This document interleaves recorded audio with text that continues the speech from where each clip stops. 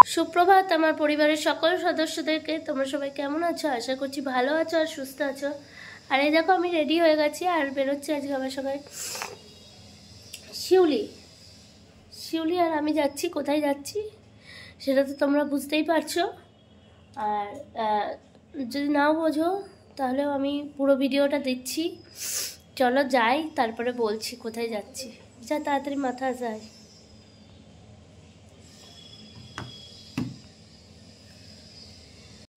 তো এই দেখো বন্ধুরা, বেরিয়ে পড়েছি। আর সঙ্গে তো শিউলি আছেই, আর সঙ্গে চলে এসছে আমাদের বান্ধবী নেহা।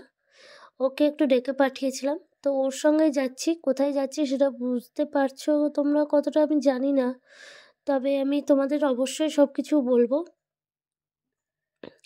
দেখো আমরা একটা বাড়িতে চলে এসেছি, আর আমি ফোন করে নিয়েছিলাম তার আগে, কারণ আমার আজকে এখানে আসার কথা ছিল। আর এই হচ্ছে সেই বাড়ির দরজাটা। এবার আমি বাড়ির মধ্যে যাব। আর এই দেখো বাড়ির মধ্যে চলে এসেছি, আর সঙ্গে আর একটা না দিদিভাই আবার নিতে এলো। আর সঙ্গে একবার বলেছিলাম যে দিদিভাই আমি কি ভিডিওটা নিতে পারি, আমি পারমিশন নিয়েছি। ভাই যখন বলেছে হ্যাঁ নিতে পারো, তাহলে নিতে পারি, তো ভালোভাবেই নে। তো এই দেখো এটা হচ্ছে বারান্দা। আর এবার আমরা যাব, এখনো ঘরের মধ্যে ঢুকিনি। তো দিদিভাই কিছু কথা বলছিল, যেহেতু আমি গুছিয়ে কথাগুলো বলতে পারছিলাম না, সেহেতু নেহাকে বললাম দেখ তোকে ডেকেছি, তুই একটু প্লিজ বন্ধু আমার এই উপকারটা কর, তুই একটু ওনার সঙ্গে কথাগুলো বল। তাও দিদিভাইটার সঙ্গে নেহাই কথা বলছিল। আর যেটা তোমরা ভাবছো যে আমি কেন বাড়ি ভাড়া খুঁজতে এসেছি, তোমাদের গতকালকার ভিডিওতে আমি বলেছিলাম যে আমার বাড়িতে বাড়ি ভাগাভাগি হচ্ছে, একটু সমস্যা চলছে। আর ভাগের মধ্যে আমার ওপর নিচ মিলিয়ে দুটো ঘর পড়েছে। আর এই মুহূর্তে নিচের ঘরটায় এখনও পর্যন্ত কাকা আছে, যেহেতু আমি ওখানে থাকি না, যেহেতু কাকা আছে। আর এখনও ওই বাড়ি যাওয়া মানে ওই দুটো ঘরে আমার জিনিসপত্র হবে না, কারণ তিনটে ঘরে প্রচুর জিনিসপত্র আমার ছিল। তোমরা যারা এসছো আমার ফ্ল্যাটে দেখতেই পেয়েছো যে ফ্ল্যাটের মানে সব কিছু আসবাবপত্রই আমার বাড়ির। তো এইগুলো ওই ঘরের মধ্যে হবে না, তাই আমি একটু বড় ঘরে দেখতে চাইছি। তো এই জন্য আমি বাড়ি ভাড়াটা খুঁজছি এই মুহূর্তে। আমার মানে বাড়িতে অসুবিধা হবে, আমি যদি ফিরে যাই আমি জিনিসপত্রগুলো রাখতে পারবো না, যেহেতু বাড়িটা ভাগাভাগি হয়ে গেছে। তো এই যে ঘরে ঢুকেছিলাম দিদিভাইয়ের, দিদিভাইদেরও এই যে দিদিভাইরা অন্য জায়গায় শিফট করছে, ওই জন্য দিদিভাই এই ঘরটা ভাড়া দিয়ে দিতে চাইছে। তো দিদিভাই বলছিল যে জিনিসপত্রগুলো সবই আমি বের করে নিয়ে যাব, তোমার কোনো অসুবিধা নেই। আর এই যে ঘরের দেওয়ালগুলো যা সমস্যা হয়েছে, আর একটু রং আমি ওই জন্য আর মেনটেনেন্সও আমি বললাম যে ঠিক আছে এখানেই থাকবে, কোনো ব্যাপার না, আর আমি ঠিক ম্যানেজ করে নেবো। আর এই দেখো এটা আর একটা ঘর। আর চলো দিদিভাই দেখিয়েছে আমাদের একবার টয়লেট আর রান্নাঘর দেখিয়েছে, তবুও একবার তোমাদের দেখিয়ে নিই। চলো, তো দিদিভাইকে বললাম যে চলো একবার টয়লেট আর রান্নাঘরটা দেখে নিই। তো এই দেখো এটা রান্নাঘর, আর এই রান্নাঘরের সামনে অনেক থাক আছে, যেখানে অনেক বাসন কুসন রাখা যাবে। আর ওইটা রান্নাঘর, আর এইটা হচ্ছে ওপরে যাওয়ার সিঁড়ি। দিদিভাই বললো চলো ছাদটা দেখবে, চলো ওপরটা। তো আমি ওখানে দাঁড়িয়েছিলাম, আর এই যে শিউলি উঠছে, এই কালো সিঁড়িটা দিয়ে তিনতলা ছাদে ওঠা যায়। প্লাস এদিকেও আর একটা সিঁড়ি আছে, যদিও আমার ওপরে কোনো কাজ নেই, কারণ ওপরটা তো নয় আমার, দেখার কথা হচ্ছে নিচটা। তবুও দিদিভাই আনলেন যখন ওপরে, তো দিদিভাইয়ের সঙ্গে এলাম ওপরটা দেখতে। বেশ ওপরটাও খুব সুন্দর। তা স্পেসিফিক্যালি আমার নিচের ঘরের থেকে ওপরের দিকটাই বেশি সুন্দর লেগেছে, যেহেতু বারান্দা দিয়ে খুব সুন্দর একটা রোদ আছে, নিচেও রোদ আছে। দিদিভাই বললে যেহেতু বারান্দাটা ঢাকা আছে, এরকম তিরপল দেখতে পাচ্ছ তো, এরকম তিরপল দিয়ে নিচেও বারান্দাটা ঢাকা আছে। দিদিভাই বললো বারান্দাটা তিরপলগুলো যদি তোমরা তোলো তাহলে তুমি রোদ পাবে। তো এই দেখো বাড়িটার চারিদিকে অনেক কিছু ফুল গাছ আছে। সব থেকে আমার ভালো লেগেছে, মানে আমি যদি বাড়িটা মানে ঠাকুর পুজো দেওয়ার আমার কোনো মানে অসুবিধা হবে না, কারণ এই বাড়িতে অনেক ফুল গাছ আছে। জবা ফুল গাছ আছে, স্থলপদ্ম আছে, সাদা ফুল গাছ আছে, মানে সত্যি। এবং দিদিভাই বলছিল তুমি যদি মনে করো যে তুমি কোনো ফুলের চারা টারা লাগাবে তাও তুমি লাগাতে পারো। তা আমি দিদিভাইকে বললাম খুবই ভালো লেগেছে আমার। বাড়িটাও আমার পরিচিত এরিয়ার মধ্যে, সেটাও আমার সবথেকে বেশি ভালো লেগেছে। তো দিদিভাইয়ের সঙ্গে সব কিছু কথা যেহেতু নেহাকে বলতে বলছিলাম, তাই নেহা বলছিল, আর শিউলি তার মধ্যে ভিডিওগুলো করছিল। আর এই যেহেতু লোহার সিঁড়িটা দিয়ে উঠতে হয়েছে, সেহেতু শিউলিকে বললাম দাঁড়া সাবধান। আমি একটু উঠতে ভয়ই পাচ্ছিলাম। আর সঙ্গে তো নেয়া, মানে আমাদের তো বুঝতেই পারছো ব্যাপারটা, ওয়েটটা একটু বেশি, আর আমি একটু মোটাও হয়ে গেছি। তো সেই জায়গায় দাঁড়িয়ে একটু ভয় ভয় লাগছিল সিঁড়ি দিয়ে উঠতে, কিন্তু উঠেছি।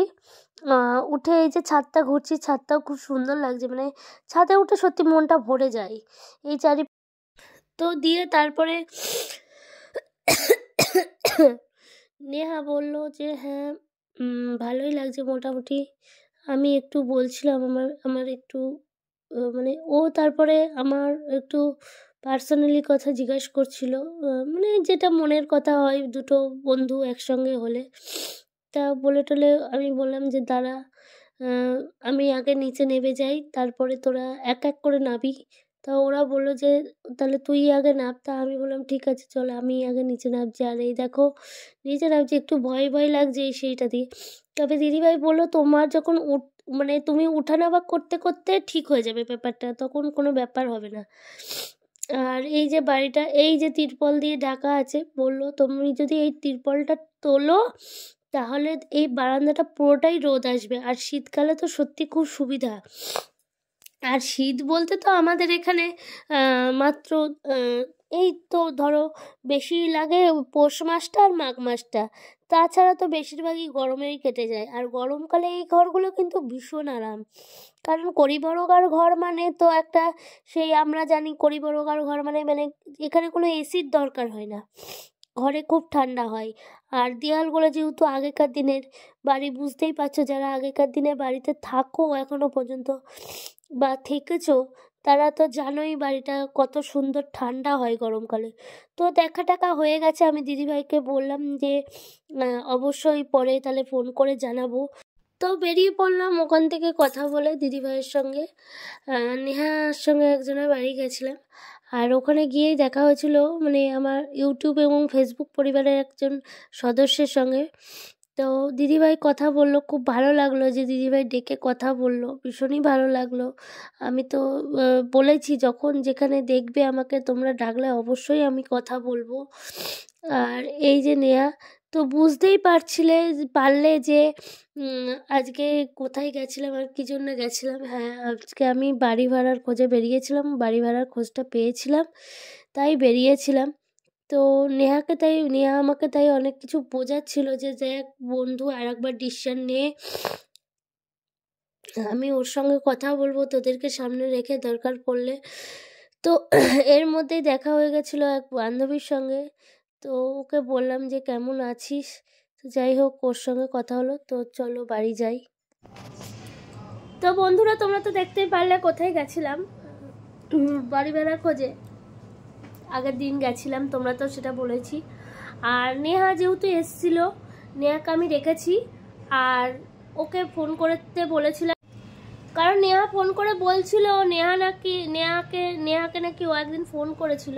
নেহা সামনে আয় না একটু এগিয়ে।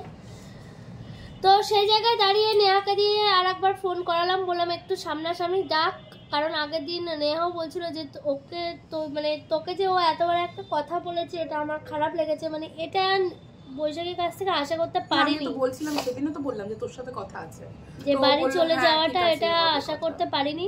তো তোমরা অনেকেই কমেন্টস করছো, কমেন্টসে দেখছি। তো আমি বললাম যে তাহলে ডাক, ও যদি, আমি তো সবসময়ই রাজি ওর সঙ্গে কথা বলতে, কিন্তু তুই ডাক দেখ ও কি বলে। তা ও ডেকে পাঠিয়েছে, ও আসুক, আসলে আমি আবার ক্যামেরাটা চালু করব এবং কি কথা হচ্ছে ওর সঙ্গে সব ডাইরেক্ট তোমাদের সঙ্গে আমি তুলে ধরব। কথা হবে, আসবে। কখন আসবে বললো? আসবে বললো, একটু বস, আসছি আমি বাইরেই আছি। শিউলি একটা চাদর গায়ে দে। হ্যাঁ কি গামছা গায়ে দিয়ে আছিস, একটা চাদর গায়ে দে। তো ঠিক আছে ও আসুক, আসলে আমি তোমাদের সঙ্গে অবশ্যই ও কি বলছে না বলছে সেটা শোনাবো।